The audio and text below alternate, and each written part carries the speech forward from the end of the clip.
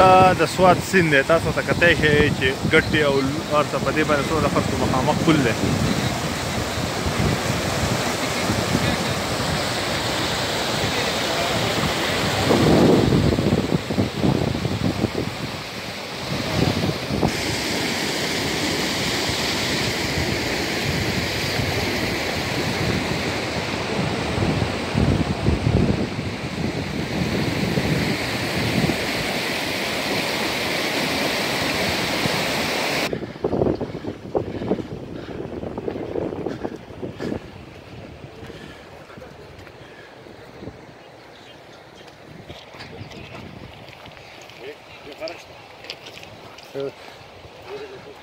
شین ډن پکې رالم چې دا د